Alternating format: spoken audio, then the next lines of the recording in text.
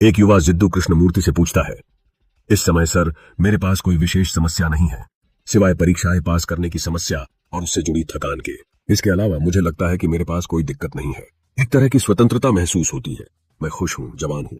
जब मैं इन बूढ़े लोगों को देखता हूँ तो अपने आप से पूछता हूँ, क्या मैं भी अंत में ऐसा ही हो जाऊंगा? वे अच्छे करियर वाले लगते हैं या उन्होंने वह किया जो वे करना चाहते थे, फिर भी वे उबाऊ, नीरस और जड़ लगते हैं। लगता है कि उन्होंने मस्तिष्क की गहराइयों में मौजूद उत्कृष्टता को कभी नहीं छुआ।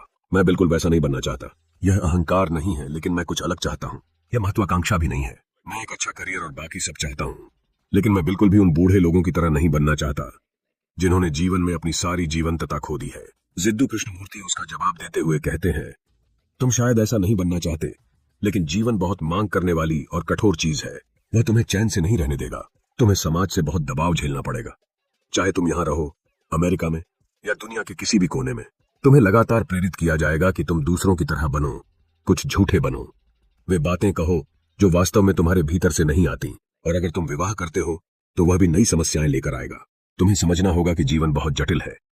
यह केवल अपनी इच्छाओं का पीछा करने या जिद्दी होकर अपनी राह पर चलने की बात नहीं है। आज के युवा कुछ बनना चाहते हैं, वकील, इंजीनियर, राजनीतिज्ञ आदि। उनके भीतर शक्ति और धन पाने की महत्वाकांक्षा जलती रहती है।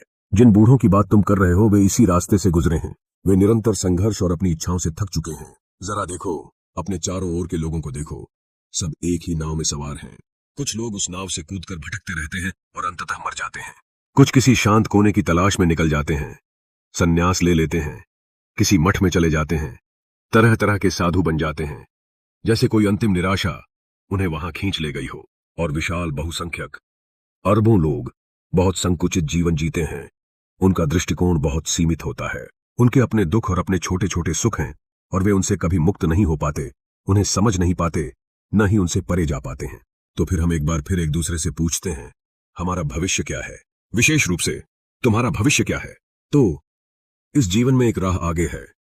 अपने भीतर की वास्तविक इच्छाओं को जानना और उन्हें बिना किसी सामाजिक दबाव के जीना। सच्चा मानव बनने के लिए परंपरा, देश और काल से मुक्त होना जरूरी है। जीवन में वास्तविक बदलाव तभी आ सकता है जब हम बिना भय के, बिना स्वार्थ के, निष्पक्ष ढंग से और स्वतंत्र रूप से सोचें। सत्य तक पहुंचने का एक अनजान रास्ता है और कोई भी अन्य संस्था, व्यक्ति या मत उस सच तक तुम्हें सही राह नहीं दिखा सकता। वह सच स्वयं तुम्हारे अंदर ही है और उसे पाने के लिए इंसान को सभी बंधनों से, सभी इच्छाओं से आजाद होना जरूरी है।